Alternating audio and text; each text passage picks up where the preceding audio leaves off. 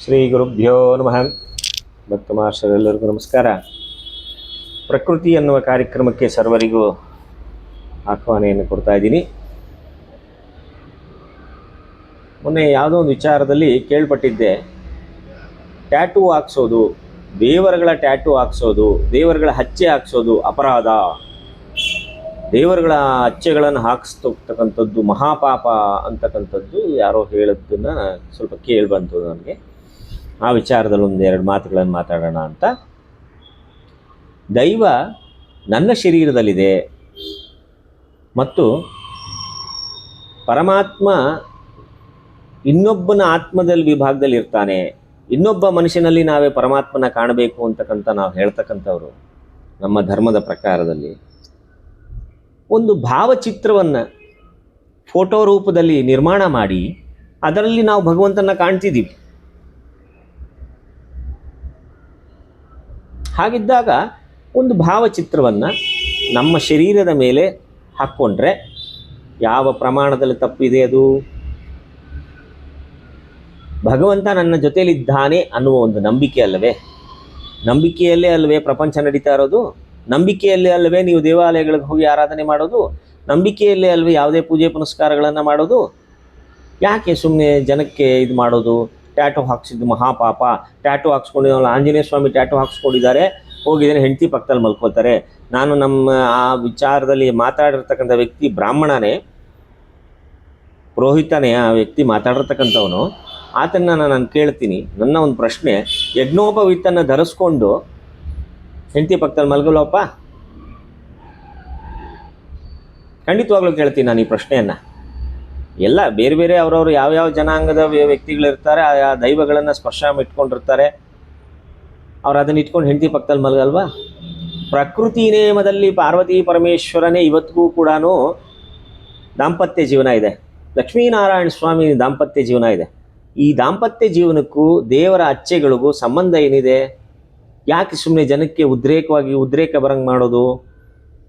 ಆಂಜನೇಯ ಸ್ವಾಮಿ tattoo ಹಾಕ್ಸ್ಕೊಂಡೋಗಿ ಅಲ್ಲಿ ಮಲಗಿದ್ರು, ರಾಘವೇಂದ್ರ ಸ್ವಾಮಿ tattoo ಹಾಕ್ಸ್ಕೊಂಡೋಗಿ ಅಲ್ಲಿ ಮಲಗಿದ್ರು. ಇದು ತಪ್ಪಲ್ವೇ? ಈ ಮಾತುಗಳನ್ನು ಹೇಳಿ ಜನಕ್ಕೆ ಕನ್ಫ್ಯೂಸ್ ಮಾಡಿ ಜನಕ್ಕೆ ಅಸಮಾಧಾನ ತಗೊಂಡು ಬಂದು ಅತೃಪ್ತಿ ಪಡಿಸೋದು ಯಾಕೆ? ಅವರವರ ಅಭಿಮಾನಿಗಳ ಅವರವರ ವಿಚಾರಗಳಿಗೆ ಸಂಬಂಧಪಟ್ಟಿದ್ದು ಅವರ ವಿಚಾರಕ್ಕೆ ಅವರೇನೋ ಒಂದು ಹಾಕ್ಕೋತಾರೆ. ಟ್ಯಾಟೋ ಅಚ್ಚೆ ಹಾಕ್ಸೋದು ನಮ್ಮ ಒಂದು ಪದ್ಧತಿ ಅಂತಲೇ ಇದೆ. ಅದು ನಮ್ಮ ಹಿಂದೂ ಧರ್ಮದಲ್ಲಿ ಒಂದು ಹಚ್ಚೆ ಹಾಕ್ಸೋದು ಒಂದು ಪದ್ಧತಿ ಅಂತಲೇ ಇದೆ. ಅದು ಮೊದಲಿಂದನೇ ನಮ್ಮ ಜೊತೆಲಿ ಬಂದಿದೆ. ಅದೇನು ಮಧ್ಯದ ಭಾಗದಲ್ಲಿ ಬಂದಿರೋದಲ್ಲ. ಅದು ಇವತ್ತೊಂದು ವೃತ್ತಿ ಆಗಿದೆ, ದೊಡ್ಡ ಪ್ರಮಾಣದ ವೃತ್ತಿ ಆಗಿದೆ. ಅವತ್ತಿನ ಕಾಲದಲ್ಲಿ ಹೆಣ್ಣುಮಕ್ಕಳಿಗೆ ಹಣೆ ಮೇಲೆ ಹಾಕ್ಬಿಟ್ರು ಅವರು. ಅದೊಂದು ಜನಾಂಗದ ವಿಭಾಗದಲ್ಲಿ ಅದು ಅವ್ರಿಗೂ ಒಂದು ಪದ್ಧತಿ ಇದೆ. ಆಮೇಲೆ ಇಲ್ಲಿ ಈ ಭಾಗದಲ್ಲಿ ಒಂದು 3 ಹಚ್ಚೆ ಹಾಕಿರೋರು ಪಂಗಡಗಳಿದ್ದಾವೆ. ಯಾವ್ಯಾವ ಪಂಗಡಗಳಲ್ಲಿದ್ದಾರೆ, ಯಾವ್ಯಾವ ಪ್ರಕೃತಿ ನಿಯಮಗಳಲ್ಲಿದೆ, ಅದನ್ನು ನಾವು ಹೀಗೆ ಮಾಡಬೇಡಿ. ಈಗ ರಾಘವೇಂದ್ರ ಇದು ಯಾವುದೋ ಒಂದು ದೈವದ ಒಂದು ಅಚ್ಚೆ ಹಾಕ್ಸ್ಕೊಂಡಿರ್ಬೇಕಾದ್ರೆ ಆ ದೈವದ ಅಚ್ಚೆನ ಹಾಕ್ಕೊಂಡು ನೀವು ಹೆಂಡತಿ ಪಕ್ಕದಲ್ಲಿ ಮಲಗ್ತಿದ್ದೀರಾ, ಬಾತ್ರೂಮ್ಗೆ ಹೋಗ್ತಿದ್ದೀರಾ ಅಂತೆಲ್ಲ ಮಾತಾಡ್ತಾ ಇದ್ದಾರೆ. ಸ್ವಾಮಿ, ಕುಬೇರ ಮೂಲೆ ಅಂತ ನಾವು ವಾಸ್ತು ಪ್ರಕಾರದಲ್ಲಿ ಮಾತಾಡ್ತೀವಿ. ಲಕ್ಷ್ಮೀ ನಿಲ್ಲುವ ಸ್ಥಾನ ಅಂತ ಕರಿತೀವಿ ಕುಬೇರ ಮೂಲೆಯನ್ನು. ಅಲ್ಲಿ ಟಾಯ್ಲೆಟ್ ಇಡಬೇಕು ಅಂತೀವಿ ವಾಸ್ತು ಪ್ರಕಾರದಲ್ಲಿ. ವಾಸ್ತು ಪುಸ್ತಕಗಳನ್ನು ತೆಗೆದು ನೋಡಿ ಬೇಕಾರೆ, ಪಂಚಾಂಗದಲ್ಲೂ ಸಿಗುತ್ತೆ ನಿಮಗದು. ಪಂಚಾಂಗ ಶ್ರವಣ ಮಾಡಿ ನೋಡಿ, ಪಂಚಾಂಗದಲ್ಲೂ ಸಿಗುತ್ತೆ. ವಾಸ್ತು ಪ್ರಕಾರ ವಿಭಾಗದಲ್ಲಿ ಕುಬೇರ ಅಗ್ನಿ ಮೂಲೆಗಳಲ್ಲಿ ಹೆಚ್ಚಾಗಿ ಟಾಯ್ಲೆಟನ್ನು ಇಡಬೇಕು ಅಂತಕ್ಕಂಥದ್ದು ಇರೋದು. ಹಾಗಾದರೆ ಅಲ್ಲಿ ತಪ್ಪಲ್ವೇ? ಲಕ್ಷ್ಮಿ ಇರೋ ಜಾಗದಲ್ಲಿ ನಾವು ಟಾಯ್ಲೆಟ್ಗೆ ಹೋಗೋದು ತಪ್ಪಲ್ವೇ? ಯಾಕೆ ಸುಮ್ಮನೆ ಜನಗಳನ್ನು ಕನ್ಫ್ಯೂಸ್ ಮಾಡೋದು? ಸುಮ್ಮನೆ ಏನೋ ಕನ್ಫ್ಯೂಸ್ ಮಾಡಿದ್ದು ಅವರನ್ನು ಸುಮ್ಮನೆ ಗೊಂದಲ ಪಡಿಸಿ ಯಾರ್ಯಾರು ಯಾವ್ಯಾವ ಅಭಿಮಾನಿಗಳಿಗೆ ಯಾವ್ಯಾವ ದೇವರಿಗೆ ಅಭಿಮಾನಿಗಳಿದ್ದಾರೆ ಆಯಾ ದೇವರುಗಳು ಅವರ ಇಟ್ಕೊಳ್ತಾರೆ, ಅವ್ರ ಮನಸ್ಸಲ್ಲೂ ಇಟ್ಕೊಳ್ತಾರೆ, ಅವ್ರ ಶರೀರದ ಮೇಲೂ ಇಟ್ಕೊಳ್ತಾರೆ, ಅವರು ಸ್ಪರ್ಶನೂ ಮಾಡ್ಕೊಳ್ತಾರೆ. ಅದರಲ್ಲಿ ಏನು ತಪ್ಪಿದೆ? ಯಾವ ರೀತಿ ಪ್ರಮಾಣದಲ್ಲಿ ತಪ್ಪಿದೆ? ಸುಮ್ಮನೆ ನಾವು ಅವ್ರಿಗೆ ಅಸಮಾಧಾನಿತವಾದ ಮಾತಾಡ್ತೀವಲ್ಲ. ಇದೊಂದು ಬ್ರಹ್ಮಚಾರಿಯ ಒಂದು ದೈವದ ಒಂದು ಹಚ್ಚೆ ಹಾಕ್ಸ್ಕೊಂಡು ಹೆಂಡತಿ ಪಕ್ಕದಲ್ಲಿ ಮಲ್ಕೋತಾರೆ. ಸ್ವಾಮಿ, ಯಾರು ಬ್ರಹ್ಮಚಾರಿಗಳಾಗಿದ್ರು? ಫಸ್ಟ್ ನೀವು ಅದನ್ನು ಹೇಳಿ. ಸುಮ್ಮನೆ ಒಂದು ಇವತ್ತು ಎಲ್ಲೂ ಕೂಡ ಪುರಾಣಗಳ ವಿಭಾಗದಲ್ಲಿ ನೀವು ಯಾರನ್ನೋ ಒಬ್ಬರು ಹೇಳ್ತೀರಾ ಅವರು ಬ್ರಹ್ಮಚಾರಿ ಇವರು ಬ್ರಹ್ಮಚಾರಿ ಅಂತ, ಅವ್ರಿಗೂ ವಿವಾಹ ಆಗಿದೆ ಅನ್ನೋ ದಾಖಲಾತಿಗಳಿದೆ. ಯಾಕೆ ಸುಮ್ಮನೆ ಮಾತಾಡೋದು? ಯಾರಿಗೋ ಒಬ್ರಿಗೆ ಯಜ್ಞ ಮಾಡ್ತೀವಿ ಸುಮ್ಮನೆ. ನಾವು ಒಂದು ಗಣಪತಿದೆ ಹೇಳ್ತೀನಿ, ಗಣಪತಿ ವಿಚಾರದಲ್ಲಿ ಹೇಳ್ತೀವಿ ಗಣಪತಿಗೆ ಮದುವೆ ಆಗಿಲ್ಲ, ಸಿದ್ಧಿ ಬುದ್ಧಿ ಅಂತಕ್ಕಂಥ ಇದಿದೆ, ಹೆಂಡತಿಯರಿದ್ದಾರೆ ಅಂತ. ಅದು ಯಜ್ಞ ಮಾಡಬೇಕಾದ್ರೆ ಅವರಿಬ್ಬರ ಹೆಸರು ಹೇಳ್ತೀವಿ. ಸಪತ್ನಿ ಪೂರ್ವಸ್ಯ ಸಿದ್ಧಿ, ಸಪತ್ನಿ ಪೂರ್ವಸ್ಯ ಬುದ್ಧಿ. ಆ ಯಜ್ಞದ ಆರಾಧನೆಯಲ್ಲೇ ಇದೆ. ಅದು ಪುರಾಣ ಅಲ್ವೇ? ಅದು ಇದಲ್ವೇ? ವೇದಗಳಲ್ವೇ? ಅದರಲ್ಲೇ ಇದೆಯಲ್ಲ. ನಾವು ಯಾಕೆ ಇನ್ನೊಬ್ಬರ ಬಗ್ಗೆ ಮಾತಾಡೋದು? ಜನಕ್ಕೆ ಯಾರಿಗೂ ಕನ್ಫ್ಯೂಸ್ ಮಾಡೋದಲ್ಲ. ಪ್ರಕೃತಿ ನಿಯಮನೇ ದೊಡ್ಡದು ಹೊರತು ಪ್ರಪಂಚದಲ್ಲಿ ಯಾವುದೂ ದೊಡ್ಡದಲ್ಲ. ಗಂಡು ಹೆಣ್ಣು ಸೇರುವುದು ಪ್ರಕೃತಿ ನಿಯಮ. ಅದು ಪ್ರಪಂಚದ ದೊಡ್ಡ ಮೂಲ. ಪ್ರಕೃತಿ ನಿಯಮದ ಪ್ರಕಾರದಲ್ಲಿ ಬೆಳಗ್ಗೆ ಊಟ ಮಾಡಿರ್ತಕ್ಕಂಥದ್ದು ಸಾಯಂಕಾಲಕ್ಕೆ ಅದು ಕರಗಿ ಹೋಗಬೇಕದು, ಅದು ಪ್ರಕೃತಿ ನಿಯಮ. ಅದನ್ನೆಲ್ಲ ಭೇದ ಭಾವ ಮಾಡೋದು, ಅದನ್ನೆಲ್ಲ ನಾವು ಇದು ಸರಿ ಅದು ಸರಿ ತಪ್ಪು ಅಂತ ಹೇಳ್ತಕ್ಕಂಥದ್ದು ಯಾರೂ ಹೇಳೋಕ್ಕಾಗಲ್ಲ. ದೇವರಿಲ್ಲದ ಜಾಗದಲ್ಲಿ ನಮ್ಮ ಕನಕದಾಸರಿಗೆ ಸ್ವಾಮಿಗಳು ಕೊಡ್ತಾರೆ 2 ಬಾಳೆಹಣ್ಣು ಏಕಾದಶಿ ದಿವಸ. ದೇವರಿಲ್ಲದ ಸನ್ನಿಧಿಯಲ್ಲಿ ಸ್ಥಾನದಲ್ಲಿ ಹೋಗಿ ಇದನ್ನು ಸ್ವೀಕರಿಸ್ಕೊಳ್ಳಿಪ್ಪ, 2 ದಿವಸ ಏಕಾದಶಿ ಬಂದ್ಬಿಡುತ್ತೆ ಅಂತ ಹೇಳ್ತಾರೆ. ಅದಕ್ಕೆ ಕನಕದಾಸರು ಹಾಗೆ ಇಟ್ಟಿರ್ತಾರೆ. ಏಕಾದಶಿ ಮುಗ್ದೋಗುತ್ತೆ, ದ್ವಾದಶಿ ಬಂದಾಗ ಸ್ವಾಮಿಗಳು ಕೇಳ್ತಾರೆ, ಎಲ್ಲಿಪ್ಪ ಎಲ್ಲಿ ತಿಂದ್ರಿ ಎಲ್ಲರೂ ಅಂತ. ಒಬ್ರು ಹೇಳ್ತಾರೆ, ಬೆಳಗ್ಗೆ ಮಲಮೂತ್ರ ಮುಗಿಸ್ಕೊಳಕ್ಕೆ ಹೋಗಿದ್ದೆ, ಅಲ್ಲೇ ಮುಗಿಸ್ಬಿಟ್ಟೆ ಅಂತ ಹೇಳ್ತಾರೆ. ಇನ್ನೊಬ್ರು ಹೇಳ್ತಾರೆ, ಮನೆಗೆ ಹೋದೆ ಬೆಡ್ಶೀಟ್ ಹೊಚ್ಕೊಂಡೆ ಮುಗಿಸ್ಬಿಟ್ಟೆ ಅಂತ ಹೇಳ್ತಾರೆ. ಕನಕದಾಸನ ಕೇಳ್ತಾರೆ, ಎಲ್ಲಿ ಹೋದೆ ಅಂತ. ಭಗವಂತ ಇಲ್ಲದ ಸನ್ನಿಧಿ ಎಲ್ಲಾನ ನೀವೇನಾದರೂ ಸ್ವಾಮಿಗಳು ನೀವು ತಿಳಿಸಿದ್ರೆ ಅಲ್ಲಿ ಹೋಗಿ ನಾನು ಸ್ವೀಕರಿಸಿ ಬರ್ತೀನಿ ಇದನ್ನು ಅಂತ ಹೇಳ್ತಾರೆ. ಭಗವಂತ ಎಲ್ಲಿದ್ದರೂ ಹೇಗಿದ್ದರೂ ಯಾವ ಕ್ಷಣದಲ್ಲಿ ಎಲ್ಲೇ ಇದ್ದರೂ ನಮ್ಮನ್ನು ನೋಡ್ತಾನೆ ಇರ್ತಾನೆ. ನೀವು ಹೇಗೆ ಹೇಳ್ತೀರಾ ಭಗವಂತ ಇಲ್ಲದ ಸನ್ನಿಧಿ ಅಂತ? ಮತ್ತು ಭಗವಂತ ಇಲ್ಲದ ಪ್ರಕೃತಿ ನಿಯಮದ ಎಲ್ಲ ಕಡೆ ಇದ್ದಾನೆ ಅಂದರೆ ನನ್ನ ಶರೀರದಲ್ಲಿ ಇಲ್ವೇ? ನನ್ನ ಶರೀರದಲ್ಲಿ ಅವನ್ನ ಸ್ಪರ್ಶ ಮಾಡ್ಕೊಂಡಿದ್ದಕ್ಕೆ ತಪ್ಪಾಯ್ತೆ? ತಪ್ಪಾಗತ್ತಾ? ಎಲ್ಲೋ ಒಂದು ಫೋಟೋ ನೋಡಿದಾಗ ಅಯ್ಯೋ ಭಗವಂತ ಅಂತ ಕೈ ಮುಗಿತೀವಿ. ನನ್ನ ಶರೀರದಲ್ಲೇ ಆ ಭಗವಂತನ ಒಂದು ಮೂರ್ತಿ ಇದೆ ಅನ್ನುವ ಅಭಿಮಾನ ನಮ್ಗೆ ಇಟ್ಕೊಂಡಿದ್ದಾಗ ನಮ್ಮಲ್ಲೂ ಕೂಡ ಅಹಂಕಾರ ಬರದೇ ಇರಲಿ, ಅಥವಾ ನಮ್ಮಲ್ಲಿ ದುಷ್ಟಬುದ್ಧಿ ಬರದೇ ಇರಲಿ, ನಮ್ಮ ಜ್ಞಾನೋದಯ ಯಾವಾಗಲೂ ಸದಾಕಾಲ ಒಳ್ಳೆ ತಂದಲ್ಲಿರಲಿ ಅಂತ ಅವರವರ ಅಭಿಮಾನಕ್ಕೆ ಹಾಕ್ಕೊಂಡಿರ್ತಾರೆ. ತಾಯಿಯನ್ನು ಯಾವಾಗಲೂ ಸದಾಕಾಲ ನಾನು ನೋಡಬೇಕು ಅಂತ ಒಬ್ಬರು ಕಾಳಿಕಾದೇವಿ ಇದು ಹಾಕ್ಕೊಂಡಿರ್ತಾರೆ. ತಾಯಿಯನ್ನು ಸದಾಕಾಲ ಒಂದು ನಮ್ಮ ಜೊತೆಲಿ ಇದ್ದಾಳೆ ಅನ್ನೋ ಒಂದು ಭರವಸೆ ಬರಲಿ ಅಂತ ಹೇಳ್ತಕ್ಕಂಥದ್ದಕ್ಕೋಸ್ಕರ ಇಟ್ಕೊಂಡಿರ್ತಾರೆ. ಇವತ್ತಿನ ದಿವಸ ಎಷ್ಟೋ ಮಕ್ಕಳುಗಳಿಗೆ, ನನ್ನ ಕೈಯಾರೆ ಎಷ್ಟೋ ಮಕ್ಕಳುಗಳಿಗೆ ತಾಯ್ತಾ ಕಟ್ಟಿದ್ರೇ ಅವ್ರಿಗೆ ವಿದ್ಯೆ ಅಂಟುತ್ತೆ ಅನ್ನೋದು, ಅವ್ರಿಗೆ ಜ್ಞಾನ ಬರುತ್ತೆ ಅನ್ನೋದು, ಅವ್ರಿಗೆ ಸರಿಯಾಗಿರ್ತಾರೆ, ರಚ್ಚೆ ಮಾಡಲ್ಲ. ತಾಯ್ತಾ ಕಟ್ಟಿದ್ರೆ ರಚ್ಚೆ ಮಾಡಲ್ಲ, ತಾಯ್ತಾ ಕಟ್ಟಿದ್ರೆ ಅವ್ರಿಗೆ ಯಾವ ಜ್ವರ ಬಂದಿದ್ರೆ ಅವಲೇ ಹೋಗ್ಬಿಡುತ್ತೆ. ಒಂದು ತಾಯ್ತದಲ್ಲಿ ನಂಬಿಕೆ ಇರ್ತಕ್ಕಂಥದ್ದು, ಒಂದು ದೈವದ ಒಂದು ಭಾವಚಿತ್ರ ಶರೀರದ ಮೇಲಿದೆ ಅಂದರೆ ಇನ್ನೂ ಒಳ್ಳೇದಲ್ವೇ? ಒಬ್ಬೊಬ್ರಿಗೆ ಹೇಳೋದು ನನ್ನ ಹತ್ರ ಬಹಳ ಜನ ಹೇಳಿದ್ದಾರೆ, ಸ್ವಾಮಿ ನಾನು ಒಂದು ದೈವಶಕ್ತಿಯನ್ನು ನನ್ನ ಹಚ್ಚೆ ಹಾಕ್ಸ್ಕೊಂಡ್ಮೇಲೆ ನನಗೆ ಯಾವ ದುಷ್ಟಶಕ್ತಿಗಳ ಗಮನ ಬರ್ತಿಲ್ಲ. ಕನಸಲ್ಲಿ ಯಾವಾಗಲೂ ಏನೇನೋ ದುಷ್ಟಶಕ್ತಿ ಬರ್ತಿತ್ತು. ಅಮ್ಮ ಇದು ನನ್ನ ಶರೀರಕ್ಕೆ ಅಂಟಿದ ಮೇಲೆ ನನಗೆಲ್ಲ ಏನು ಒಂದು ಕೆಟ್ಟ ಕನಸೇ ಬೀಳೋದಿಲ್ಲ ನನಗೆ ಅಂತ. ಒಳ್ಳೇದಲ್ವೇ? ಅಮ್ಮ ಇದ್ದಾಳೆ ಅನ್ನೋ ನಂಬಿಕೆಯಲ್ಲಿದ್ದಾರೆ ಅವರು. ಅಮ್ಮ ಅವ್ರ ಪಕ್ಕದಲ್ಲೇ ಇದ್ದಾಳೆ, ಅಮ್ಮ ನನ್ನನ್ನು ನೋಡ್ತಿದ್ದಾಳೆ ಅಂತ ಸಂತೋಷ ಅಲ್ವೇ? ಸಮಸ್ತ ಪ್ರಕೃತಿಯಲ್ಲಿ ಭಗವಂತ ಇರಬೇಕಾದ್ರೆ ಮಾನವನ ಶರೀರದ ಮೇಲೆ ಇದ್ರೆ ಏನಾಗುತ್ತೆ? ಎಷ್ಟೋ ಜನ ಇನ್ನೊಂದು ವಾದ ವಿವಾದ ಮಾಡಿದ್ರು. ಈ ಶರೀರ ಸತ್ತೋದ ಮೇಲೆ ಆ ಶರೀರನ ಎತ್ಕೊಂಡೋಗಿ ಸುಡ್ತೀವಿ, ಆ ಮನುಷ್ಯನ ಮೈ ಮೇಲೆ ಇರ್ತಕ್ಕಂಥ ಅಚ್ಚೆನೂ ಸುಟ್ಟು ಹಾಕ್ತಾರೆ.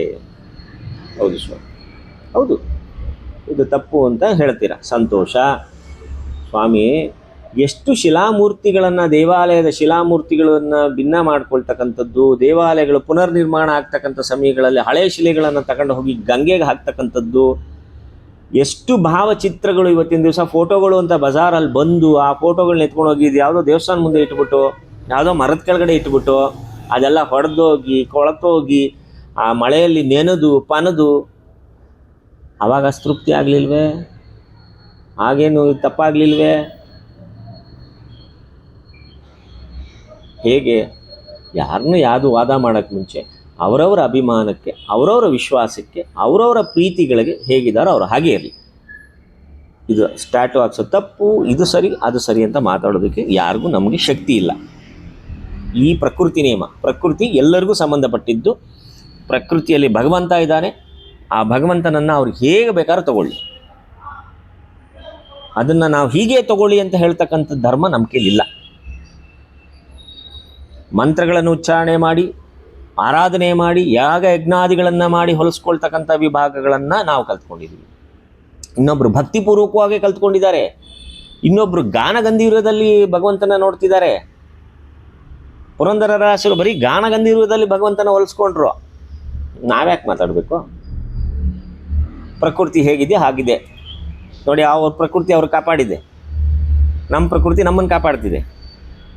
ನಾವು ಯಾವುದನ್ನೇ ಈ ವಿಚಾರಗಳಲ್ಲಿ ದಯವಿಟ್ಟು ಜನಕ್ಕೆ ಕನ್ಫ್ಯೂಸ್ ಮಾಡೋದು ಬೇಡ, ಜನಕ್ಕೆ ಯಾವುದೇ ಥರದ ಗೊಂದಲ ಕೊಡೋದು ಬೇಡ. ಅವರವರ ಭಕ್ತಿಗಳಿಗೆ, ಅವರವರ ಭಾವನೆಗಳಿಗೆ ಅವರವ್ರು ಇಟ್ಕೊಳ್ಳಿ. ಅದನ್ನು ಸರಿ ತಪ್ಪು ಅಂತ ಹೇಳುವ ಹಕ್ಕು ನಮಗಿದೆ ಅಂತ ನಾನು ಅಂದ್ಕೊಂಡಿಲ್ಲ, ನಮಗದಿಲ್ಲ. ಆದರೆ ಯಾರಿಗೂ ಕೂಡ ಹಿಂಗೆ ಹಚ್ಚೆ ಹಾಕ್ಸ್ಕೊಂಡು ನೀವು ಹಿಂಗೆ ಪಾಪ ಮಾಡ್ತಿದ್ದೀರಾ ಅಂತ ಸುಮ್ಮನೆ ಹೇಳಿ ಅವ್ರಿಗೆ ಭಯಪಡಿಸಿ ಅವ್ರು ಅದಕ್ಕೋಸ್ಕರ ಗೊಂದಲ ಮಾಡಿಕೊಂಡು, ಅಯ್ಯೋ ನಾನು ಇದು ಹಾಕ್ಕೊಂಡಿದ್ದಕ್ಕೆ ನನಗೆ ದರಿದ್ರ ಬಂದ್ಬಿಡ್ತೇನೋ, ಅಯ್ಯೋ ಇದನ್ನು ಹಾಕ್ಕೊಂಡಿದ್ದಕ್ಕೆ ನಾನು ಹಾಳಾಗೋಗ್ಬಿಟ್ನೇನೋ, ಅಯ್ಯೋ ನೀನು ಹಾಕ್ಕೊಂಡಿದ್ದಕ್ಕೆ ನಾನು ಹೆಂಡತಿ ಬಿಟ್ಟು ಹೋಗ್ಬಿಟ್ಲೇನೋ ಅನ್ನೋದೆಲ್ಲ ಯಾವುದೂ ಬೇಡ.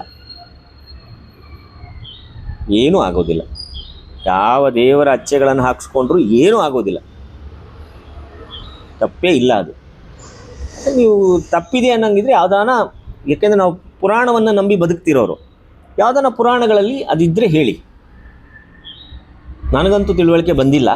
ದಯವಿಟ್ಟು ನಿಮಗೆ ಯಾವುದಾನ ತಿಳುವಳಿಕೆ ಇದ್ದರೆ ದಯವಿಟ್ಟು ಕೊಡಿ, ತಿಳ್ಕೊಳ್ತೀವಿ. ಯಾವುದೇ ವಿಚಾರ ಮಾಡಿ, ದೇವರಿಗೆ ಪ್ರಾರ್ಥನೆ ಮಾಡಿ, ದೇವ್ರಿಗೆ ಏನೇ ಮಾಡಿ, ಏನೇ ಒಂದು ಯಾವುದೇ ಕೆಲಸ ಮಾಡಿದಾಗಲೂ ಸಾಕ್ಷಿ ಕೇಳ್ತೀವಲ್ಲ, ಹಾಗೆ ಇದರಲ್ಲಿ ಏನಾದರೂ ಸಾಕ್ಷಿ ಇದ್ದರೆ ಹೇಳಿ. ಸುಮ್ಮನೆ ಬಾಯಿಗೆ ಬಂದಿದೆ ಅಂತ ಹೇಳ್ಬಿಟ್ಟು ಉಪಸಕ್ಕಂದು ಅಚ್ಚೆ ಹಾಕ್ಸ್ಕೊಂಡಿದ್ದಕ್ಕೆ ಎಲ್ಲ ಸರ್ವನಾಶ ಮಾಡ್ತಿದ್ದಾರೆ, ದೇವರುಗಳನ್ನೆಲ್ಲ ಹಾಳು ಮಾಡ್ತಿದ್ದಾರೆ, ದೇವರುಗಳೆಲ್ಲ ಗಬ್ಬೆದ್ದು ಹೋಗ್ತಿದೆ. ಯಾಕೆ ಸ್ವಾಮಿ ಮಾತಾಡ್ತೀರಾ? ಯಾಕೆ ಮಾತಾಡೋಕ್ಕೆ ಏನದು ಏನು ಗಬ್ಬೆದ್ದು ಹೋಗ್ಬಿಡುತ್ತೆ? ಅದೇ ಫೋಟೋಗಳು ಎತ್ಕೊಂಡು ಹೋಗಿ, ಮನೇಲಿರೋ ಫೋಟೋಗಳನ್ನ ಎತ್ಕೊಂಡು ಹೋಗಿ ರೋಡಲ್ಲಿ ಇಟ್ಬಿಟ್ಟು ಬಂದಿರ್ತೀರಲ್ಲ, ಅವಾಗ ಗಬ್ಬೆದ್ದು ಹೋಗಳಲ್ವಾ? ದೇವಸ್ಥಾನಗಳಲ್ಲಿ ಪುನರ್ ನಿರ್ಮಾಣ ಮಾಡ್ತಾ ಇದ್ದೀವಿ ದೇವಸ್ಥಾನನ, ಹಳೆ ಮೂರ್ತಿಗಳೆಲ್ಲ ಬೇಡ ಹೊಸ ಮೂರ್ತಿ ಮಾಡ್ತೀವಿ ಅಂತ ಹೇಳ್ಬಿಟ್ಟು ಎತ್ಕೊಂಡು ಗಂಗೆಗೆ ಬಿಸಾಕ್ಬಿಟ್ಟು ಬರ್ತಿರಲ್ಲ, ಆ ಗಂಗೆಯಲ್ಲಿ ಇಳಿದಾಗ ಸ್ನಾನ ಸಂಧ್ಯಾ ವಂದನೆ ಮಾಡೋದಕ್ಕೆ ಹರಿಯೋ ನೀರಲ್ಲಿ ಇಳಿದ್ರೆ ಯಾವ್ಯಾವ ದೇವರಂತೂ ಉಳಿತಿದ್ದೀವೋ? ಬನ್ನಿ, ನಾನು ಅದಕ್ಕೆ ಸಾಕ್ಷಿ ಕೊಡ್ತೀನಿ, ಬನ್ನಿ. ಶ್ರೀರಂಗಪಟ್ಟಣ ತಗೊಳ್ಳಿ, ಇಲ್ಲೇ ಹತ್ತಿರದಲ್ಲೇ ತಗೊಳ್ಳಿ. ಆ ಗಂಗೆಯಲ್ಲಿ ಇಳಿದ್ರೆ ಯಾವ್ಯಾವುದೋ ಮೂರ್ತಿಗಳು ಸಿಗುತ್ತೆ. ಯಾರಂತೂ ಉಳಿತಿದೋ ಗೊತ್ತಿಲ್ಲ ಸ್ವಾಮಿ. ನಾವು ಯಾಕೆ ಬೇಕು? ಅವಾಗ ತಪ್ಪಾಗಲಿಲ್ವಾ? ಅವಾಗ ನೀವು ಹಾಳು ಮಾಡ್ತಿಲ್ವಾ? ಹಂಗಾರೆ ಗಂಗೆಯಲ್ಲಿ ಹರಿಯೋ ನೀರಲ್ಲಿ ಸ್ನಾನನೇ ಮಾಡಬಾರ್ದಾ?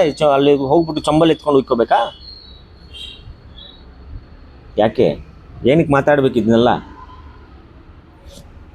ಯಾರೇ ಇದನ್ನು ಮಾತಾಡಿರೋರಿಗೆ ಈ ವಿಡಿಯೋ ತಲುಪುತ್ತೋ ತಲುಪದೇ ಇರುತ್ತೋ, ತಲುಪಿದ್ರೂ ಹೇಳ್ತಾ ಇದ್ದೀನಿ, ದಯವಿಟ್ಟು ಏನು ಮಾತಾಡಬೇಕೋ ಸಮಾಜಕ್ಕೆ ಬೇಕಾಗಿರ್ತಕ್ಕಂಥ ವಿಚಾರಗಳು ಮತ್ತು ಅವರಿಗೆ ಒಳ್ಳೆಯತನದ ಯಾವುದಾನ ಒಂದು ಗುಣ ಕಳಿಸ್ಕೊಳ್ತಕ್ಕಂಥ ಮಾತುಗಳಿದ್ರೆ ಮಾತಾಡಿ.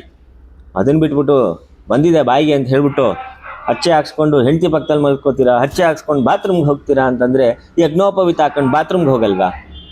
ಯಜ್ಞೋಪವಿತ ಬಿಚ್ಚಿಬಿಟ್ಟು ಗೋಡೆಗೆ ತಗಲಾಕ್ಬಿಟ್ಟ ಹೋಗ್ತೀರಾ? ಹೇಳ್ರಿ, ಹೇಳಿ. ಇದಕ್ಕೆ ನಾನು ವಾದ ಮಾಡ್ತೀನಿ. ನಾನು ಏನು ಮಾತಾಡೋದು ಮಾತುಗಳು ಬಾಯಿಗಿದೆ ಅಂದ್ಬಿಟ್ಟು ಏನೋ ಒಂದು ಮಾತಾಡ್ಬಿಡೋದು, ಅದೆಲ್ಲೋ ಹೋಗಿ ನಿಲ್ಲುತ್ತದ ನಾಳೆ ದಿವಸ. ಅದು ಇವೆಲ್ಲ ಮಾತೇ ಬೇಕಾಗಿಲ್ಲ. ವೀಕ್ಷಕರೇ, ಈ ವಿಡಿಯೋನ ನಿಮ್ಮ ಕೈಲಾದಷ್ಟು ಶೇರ್ ಮಾಡಿ, ತಲುಪಲಿ. ಈ ಮಾತನ್ನು ಮಾತಾಡಿದ್ದಾನೆ ಆ ವ್ಯಕ್ತಿಗೆ ತಲುಪಲಿ. ಇದು ಆ ವ್ಯಕ್ತಿಗೆ ಅಂತಲ್ಲ, ಇನ್ನೆಲ್ಲರಿಗೂ ತಲುಪಲಿ. ಇದು ಈ ಥರದ ಭಾವನೆಗಳನ್ನು ಇಟ್ಕೊಂಡಿರ್ತಕ್ಕಂಥ ಸ್ವಲ್ಪ ತಲುಪಲಿ ಎಲ್ಲರಿಗೂ. ನಾನು ಮೊದಲು ಪ್ರಶ್ನೆ ಮಾಡಿದ್ದೀನಿ, ಇದು ಪ್ರಶ್ನೆ ಅಂತಲೇ ಇಟ್ಕೊಳ್ಳಿ. ಒಂದು ಯಜ್ಞೋಪವೀತನ ಧರಿಸ್ಕೊಂಡಿದ್ದೀವಿ, ಅಥವಾ ಒಂದು ಭಗವಂತನ ದಯದಿಂದ ಇವಾಗ ನಮ್ಮ ಬೇರೆ ಸಮಾಜದವರು ಶಿವನನ್ನು ಧರಿಸಿರ್ತಾರೆ. ಹಂಗಾರೆ ಬಾತ್ರೂಮ್ಗೆ ಹೋಗ್ಬೇಕಂದ್ರೆ ತೆಗೆದು ಗೋಡೆಗೆ ತಗಲಾಕ್ತಾರ? ಇಲ್ಲ ಅಲ್ಲ.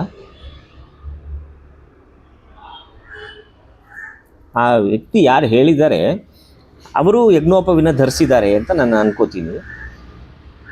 ಈಗ ನೀನು ಬಾತ್ರೂಮ್ಗೆ ಹೋಗ್ಬೇಕಂದ್ರೆ ಯಜ್ಞೋಪವಿತ್ ಬಿಚ್ಚಿಟ್ಟು ಹೋಗ್ತೀಯಾ, ಅಥವಾ ನೀನು ಹೆಂಡತಿ ಪಕ್ಕದಲ್ಲಿ ಮಲಗಬೇಕಂದ್ರೆ ಯಜ್ಞೋಪವಿತ್ತನ್ನು ತೆಗೆದು ಬಿಡ್ತೀಯಾ? ಮಾತಾಡಬಾರ್ದು ಇದನ್ನು. ನೋಡಿ, ನಿಮ್ಮ ವಿಚಾರ ತಿಳಿಸ್ಬೇಕಾಗಿರ್ತಕ್ಕಂಥದ್ದು ನನ್ನ ಧರ್ಮ ಅಥವಾ ನನ್ನ ಪ್ರಕೃತಿ ನಿಯಮದಲ್ಲಿರ್ತಕ್ಕಂಥದ್ದು, ನನ್ನ ಒಂದು ಗೊತ್ತಿರ್ತಕ್ಕಂಥದ್ದನ್ನು ನಾನು ಹೇಳ್ತಾ ಇದ್ದೀನಿ. ವೀಕ್ಷಕರು ನೀವು ಯಾವ ರೀತಿ ಬೇಕಾದ್ರೆ ಇದನ್ನು ಸ್ವೀಕರಿಸ್ಬೋದು.